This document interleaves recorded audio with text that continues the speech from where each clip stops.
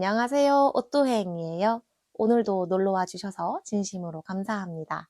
오늘은 제 책장에 있는 얇은 책 중에서 지인들에게도 추천할 수 있을 것 같은, 그리고 여러분께도 강력 추천할 수 있을 것 같은 그런 책들만 10작품을 뽑아왔습니다. 얇지만 묵직하고 얇지만 깊이가 있는 책들이니까요. 오늘도 끝까지 저의 책 수다를 함께 해주시면 감사하겠습니다. 바로 첫 번째 책 소개해 볼게요. 첫 번째 책은 미치 앨범의 천국에서 만난 5사람입니다. 한국어판으로 번역본이 있긴 하지만 저는 요거를 영어 원서로 읽었는데요.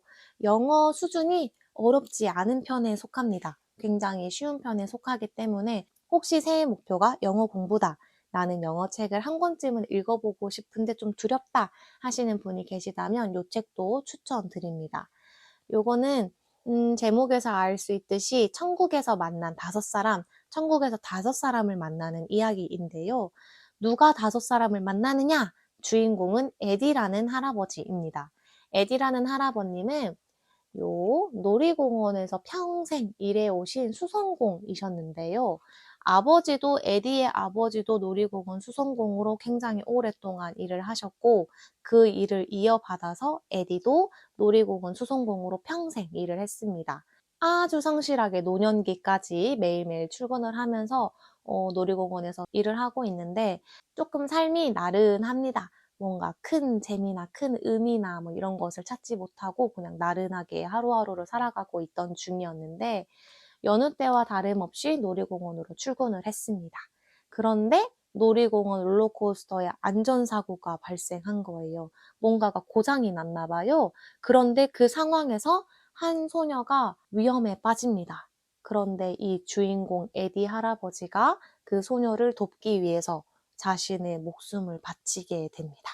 그리고 나서 이제 하늘나라로 가시고 천국에서 5사람을 차례차례 만나게 됩니다. 여러분은 천국에 가면 5사람을 누구누구를 만날 것 같으신가요?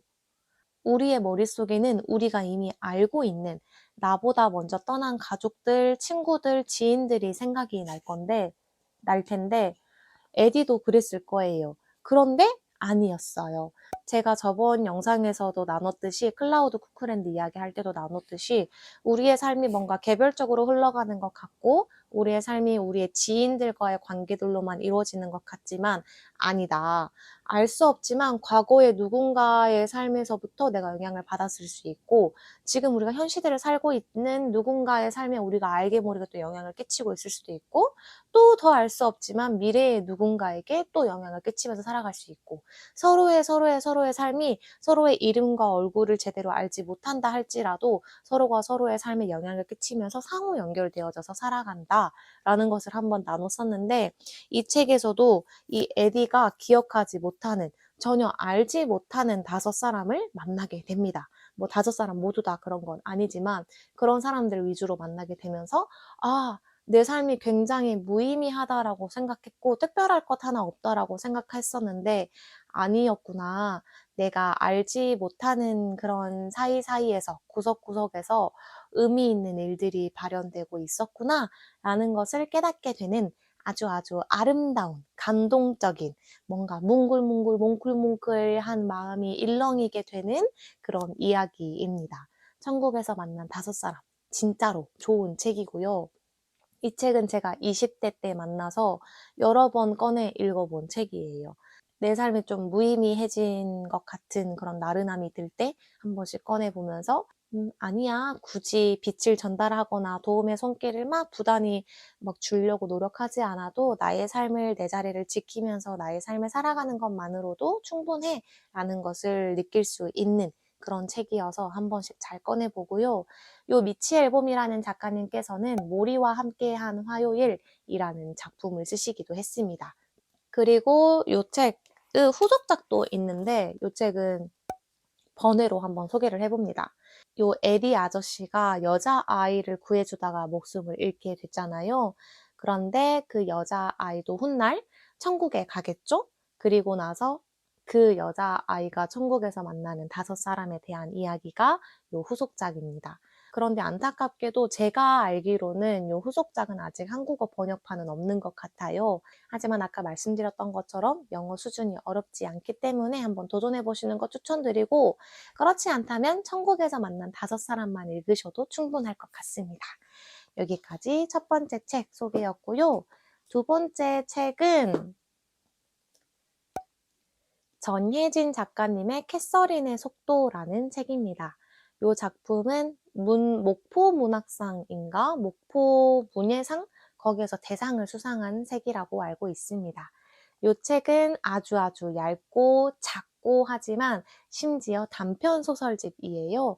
그래서 새해에 나도 텍스트 힙을 한번 누려보겠다, 책 좀 읽어보겠다라는 목표를 세우셨지만 조금 아직은 독서 습관이 길들여지지 않은 분이시라면 이 책 강력 추천드립니다. 이 책은 굉장히 쉬운 문체로 쓰여져 있어요. 저희가 일상생활에서 대화할 때 쓰는 듯한 말투, 대화할 때 쓰는 듯한 그런 문장들이 그대로 담겨져 있는 듯한 느낌이 들거든요. 그래서 읽으실 때 굉장히 수월하게 읽으실 수 있습니다. 정말 책장이 후루룩 잘 넘어가는데, 그런데 그런 반면, 그렇게 쉽게 쓰여진 반면 이 안에 담겨져 있는 주제들은 전혀 그렇게 가볍지만은 않아요. 우리 현대사회에서 외모 강박관념 우리 다 가지고 있죠? 대부분 가지고 있죠? 비만인의 아픔도 여기에서 느낄 수 있고, 꼰대에게 당하는 MZ들의 아픈 마음도 느낄 수 있고, 제가 인상 깊게 읽었던 것은 데이트 폭력 이야기랑 캐서린의 속도라는 작품이었는데, 캐서린의 속도, 요 대표 제목으로 쓰였죠?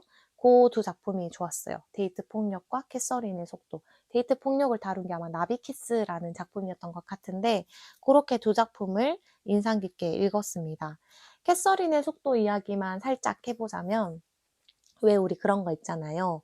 친구들 다 같이 여러 명이서 놀지만 그 중에서 이 친구랑은 진짜 뭔가 잘 맞아.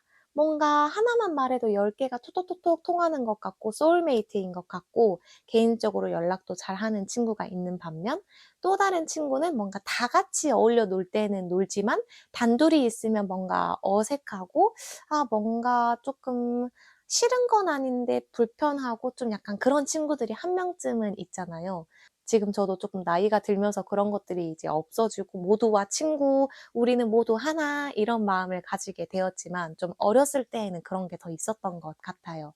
그래서 요 이야기도 그런 설정에서 출발을 하는데, 한 명의 친구는 뭐 적당한 나이에 남자 만나서 적당한 나이에 결혼을 하고 적당한 나이에 가정을 꾸리고 아이를 가지고 이렇게 사는 삶을 살고 있어요. 그런데 이제 직업적 커리어는 조금 포기를 했겠죠?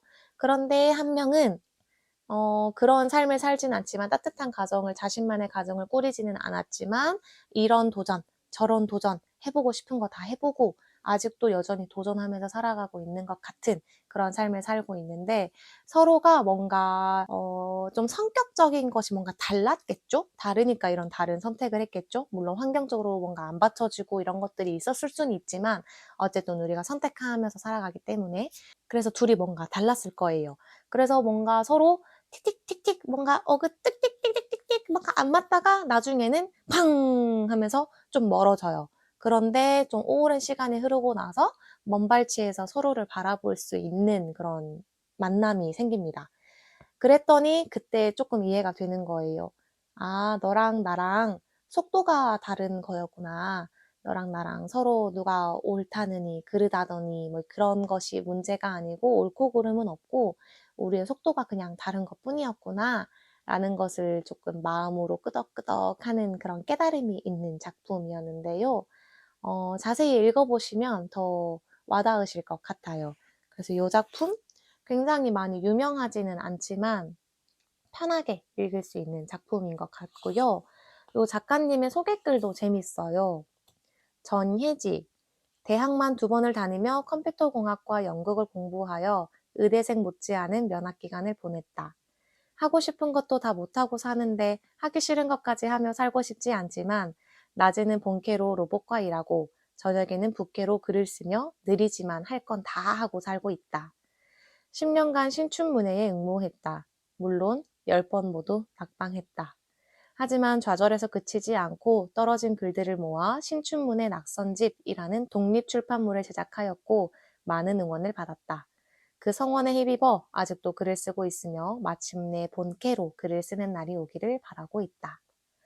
이분이야말로 진정한 정신 승리자 아닌가 싶습니다.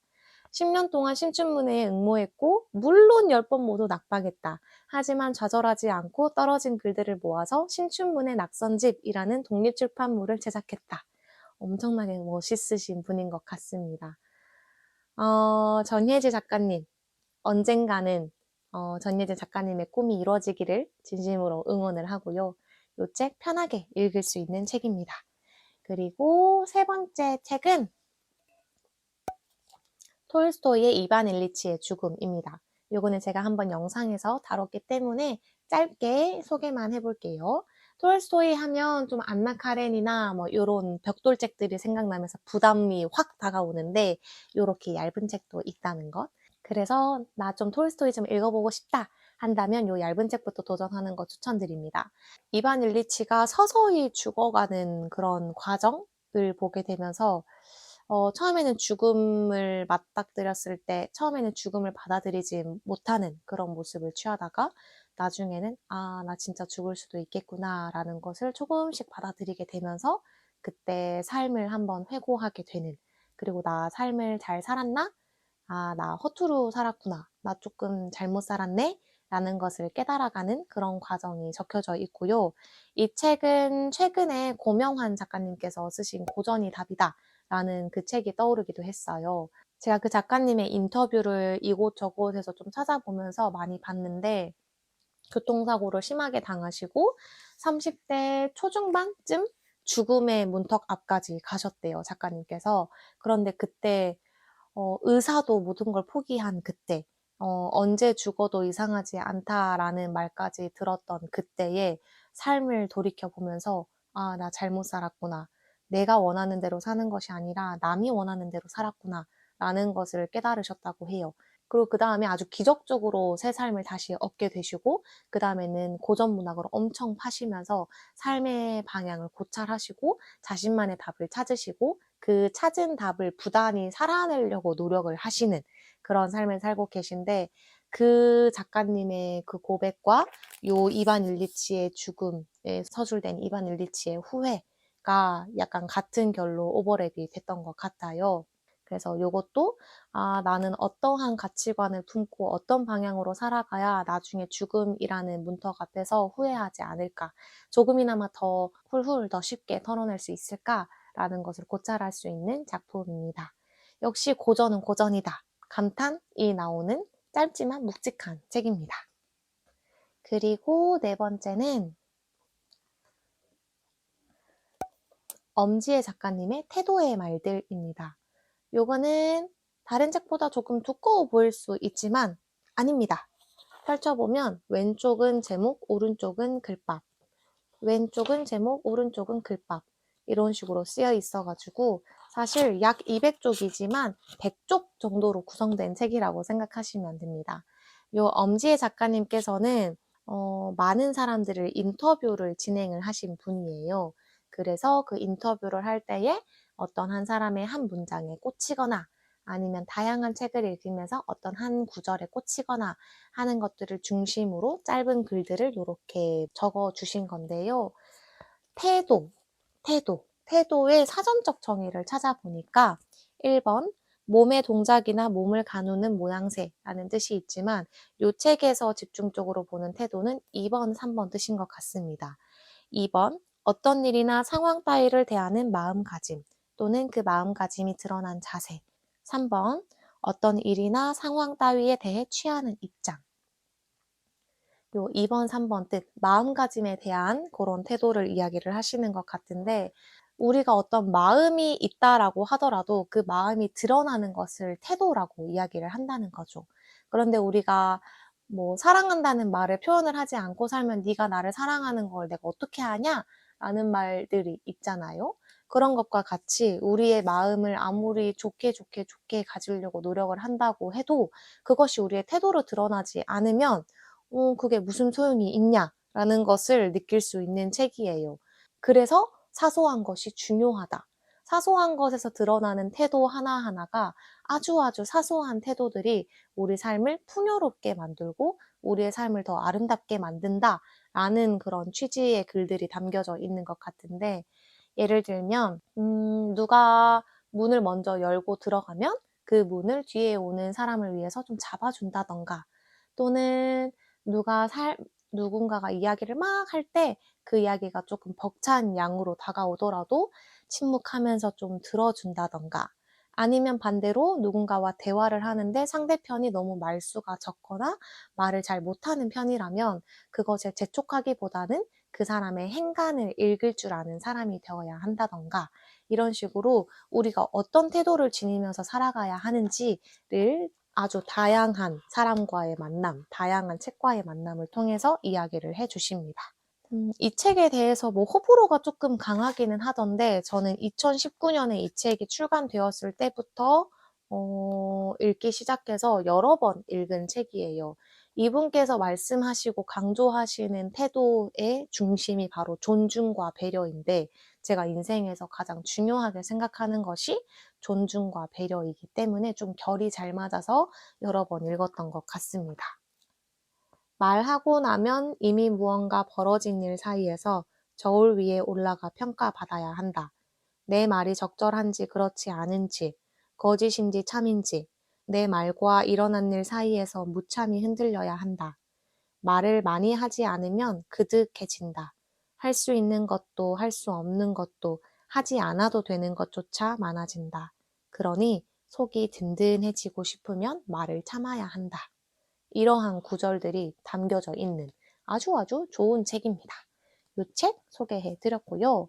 그 다음은 페터 비에리의 자기결정입니다. 요거는 김영하 작가님께서 북클럽 진행하실 때 선정됐었던 도서이고, 요것도 제가 한번 영상에서 언급을 했었던 책인데요. 우리는 행복하게 살기 위해서 어떻게 살아가야 하는가, 나다운 삶을 살기 위해서 어떻게 살아가야 하는가라는 질문을 스스로에게 많이 하는데, 이 책은 우리가 누구인지, 그리고 우리는 어떤 사람이 아닌지 에 대한 철저히 스스로에게 되묻는 자기 인식을 전제로 자기 결정이 이루어진다. 우리 스스로 결정을 해야 한다. 남들의 말에 휩쓸리지 않고 스스로 결정하는 사람이 되어야 우리는 행복할 수 있다. 그리고 그 스스로 결정할 수 있는 사람이어야 스스로 행복도 결정할 수 있다. 그런 이야기를 담고 있는 책인데요. 이 책은 제가 여행 갈 때 종종 잘 들고 가는 책입니다. 너무나도 얇기 때문에 아무데나 펼쳐서 한번 읽어보도록 하겠습니다. 하나의 세계와 또 다른 하나의 세계 사이에는 엄청난 차이가 존재합니다. 하나는 자신의 사고와 감정과 소망을 주관하여 말 그대로 삶의 작가요, 그의 주체가 되는 삶이고, 다른 하나는 어떤 사건을 단순히 맞닥뜨리거나 당하여 그 일로 인한 경험에 그저 속수무책으로 압도될 수밖에 없는, 그래서 주체가 되는 대신에 단순히 경험이 펼쳐지는 무대가 될 수밖에 없는 삶을 가리킵니다. 자기 결정을 이해하는 것은 바로 이런 차이를 이해하는 데서 출발합니다. 우리는 어떤 사건들을 그냥 단순히 속수무책으로 당하면서 살아가고 있는지, 아니면 말 그대로 내가 삶의 주체가 되어서 많은 것들을 결정하고 주관하며 살아가고 있는지, 이런 것들을 고찰할 수 있는 책입니다. 요거는 읽어도 읽어도 새롭게 읽히는 책이라서 정말 정말 좋은 책이고요. 그 다음은 요 책, 앙투안 드 생텍쥐베리의 에린 왕자입니다. 에린 왕자? 어린 왕자 아니야? 라고 생각하시겠지만 요거는 어린 왕자의 갱상도 사투리 버전입니다. 우리 어린 왕자 굉장히 많이 읽어봤잖아요. 읽을 때마다 다른 부분에서 감동이 일어나는 정말 신비로운 고전인데, 요 에린 왕자는 갱상도 사투리로 써진 게 재밌습니다. 저는 경상도 사람은 아닌데 첫 문단을 한번 읽어볼게요. 첫 장, 보아뱀 이야기 다 아시죠?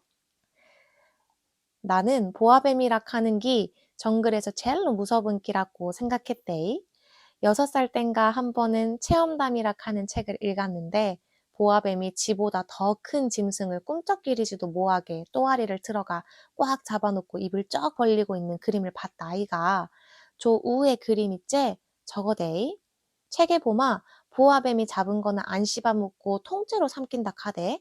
그람은 배가 불러났디 몸은 못 움직이고 소화될 때까지 반년을 들누바가 잠만 잔다 카이 뭐 일인기 있나 싶어가 색연필 들고 생각해 보니까 딱 요래 안 그려지겠나. 내 첫 작품이데이. 그림 자랑이 너무 하고 싶어가 어른들 자태 비주고 안 무섭nin교 하고 물으니까 모자가 뭐가 무섭노 하는 기라. 나는 모자 기린 게 아니고 코끼리 무가가 소화시키려고 누워 있는 뱀 기린 긴데 안 되겠다 싶어가 다시 길어 붙잖아. 요게 밑에 그림 아이겠나? 뭐 이런 식으로 써져 있는데 저도 경상도 사투리를 정말 모릅니다. 방금 읽었던 것에서 느끼셨겠지만 하나도 모르지만 재밌게 읽었어요. 재밌게 읽었고 이게 전라도 버전도 있다라고 하던데 저는 경상도 버전으로 사서 읽어보면서 키득키득거리면서 아, 우리 한국어 사투리 이런 맛이 있구나 와 어린 왕자의 아름다움을 동시에 느꼈고요. 중간중간에 있는 사파가 컬러로 예쁘게 그려져 있어서 보는 재미가 쏠쏠했던 책입니다. 그리고 그 다음 책도 한번 영상에서 다뤘었는데 김초엽 작가님의 원통하는 소녀입니다. 80쪽가량의 분량이고요. 청소년 SF 소설이라고 하더라고요.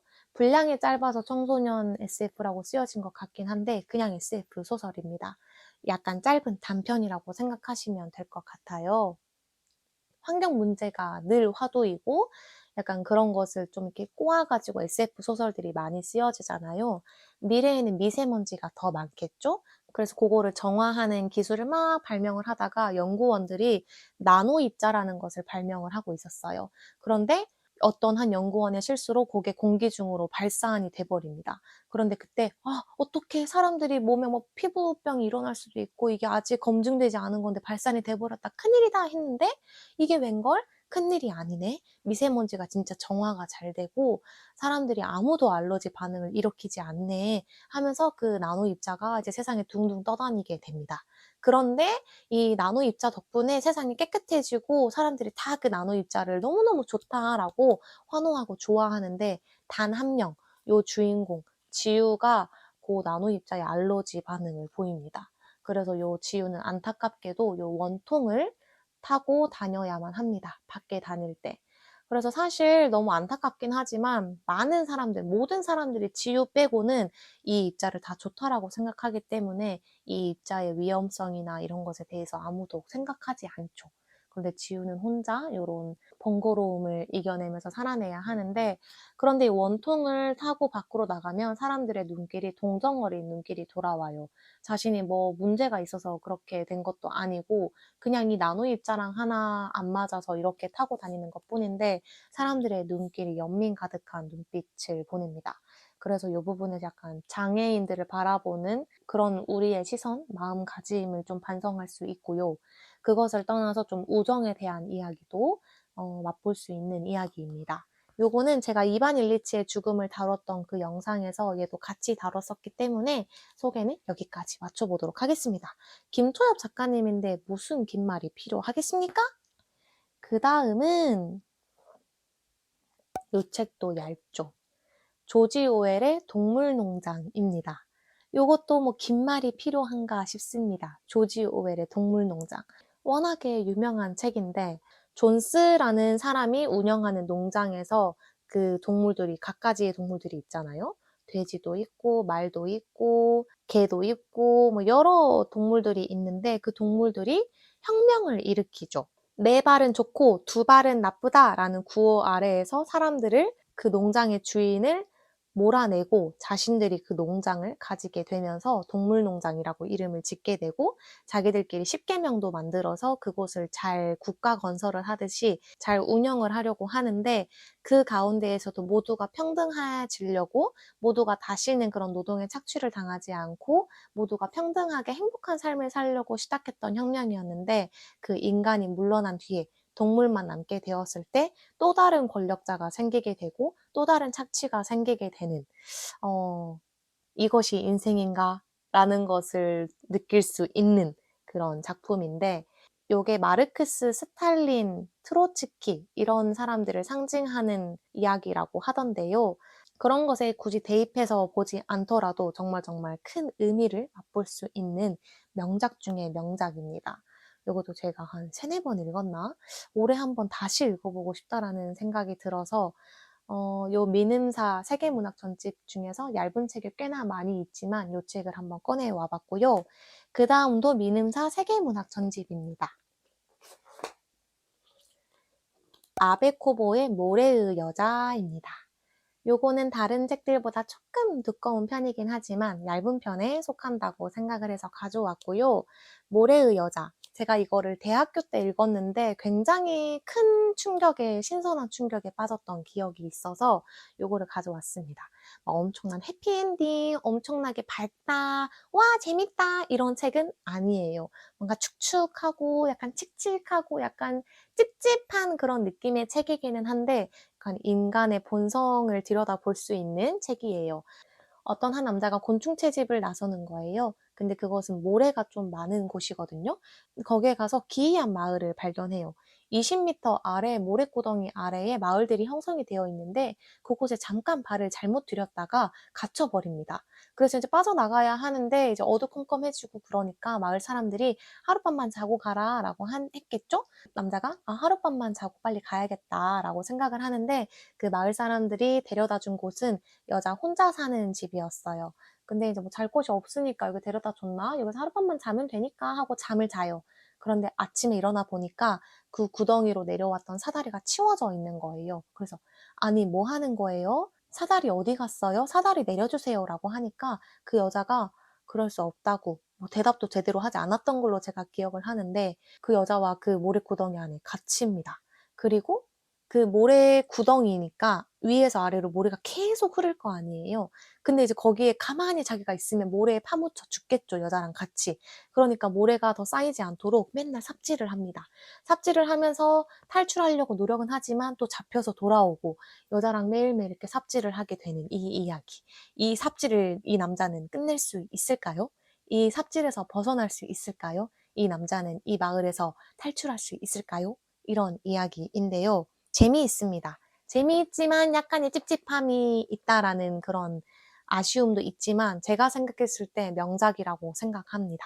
그래서 요거 들고 왔고 마지막 책은 여러분께서 아주 익숙한 작가님이실 텐데 헤르만 헤세의 크눌프입니다. 헤르만 헤세는 사실 데미안이랑 시타르타 요 작품을 많이 읽어보셨을 것 같은데 저도 시타르타를 들고 와볼까 이게 제 인생책이거든요. 그래서 요거를 들고 와볼까 고민을 하다가 이미 많이 읽으셨을 것 같아서 크눌프를 들고 왔습니다.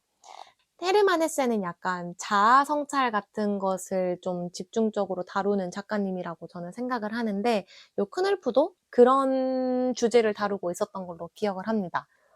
이 책의 제목 크눌프라는 사람은 방랑자로 살았어요. 엄청 자유롭게 살고 방랑하는 삶을 살았는데 주변 사람들은 약간 크눌프의 그런 결을 이해를 잘 못했던 것 같아요. 그런데 크눌프는 내가 맞다라고 생각을 하면서 직업과 결혼을 통한 평범하고 안정된 생활을 거부하고 세상을 자유롭게 떠돌면서 자연과 사람들을 관찰하고 자신의 방식대로 사랑하면서 살아갑니다. 그런데 나중에는 크눌프가 '아 내가 잘못 살았었네.' 라고 본인이 마지막에 후회를 합니다. '아 내가 쪼끔 더 안정적인 생활을 했었어야 했나?' 이런 후회를 하는데 그런데 나중에 하느님을 만나게 돼요. 그 하느님께서는 이 크눌프의 삶을 좋다라고 평가할까요? 나쁘다라고 평가를 할까요? 고것은 이제 스포가 될 수 있으니까 혹시 이 책 재밌으실 것 같다라면 종교가 없으시더라도 읽으시는 걸 추천드립니다.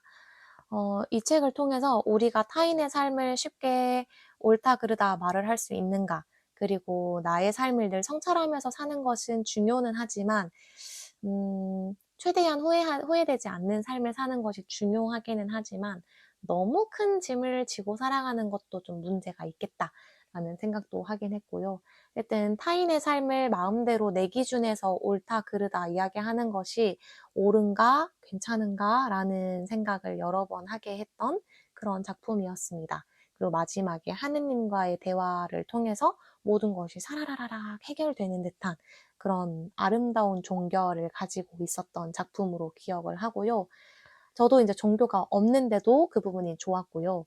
그래서 여러분께도 추천을 드리고 싶은 책입니다. 오늘은 요렇게 얇은 책들 위주로 책장에서 꺼내와서 여러분과 이야기를 나눠보았는데요. 조금이나마 여러분께 도움이 되는 추천이었으면 참 좋겠다라는 생각을 해봅니다. 오늘도 저의 책수다를 끝까지 함께 해주셔서 진심으로 감사하고요. 오늘도 내일도 2025년에도 행복한 독서 하시면 좋겠습니다. 행복하세요. 다음에 또 봬요. 안녕히 계세요.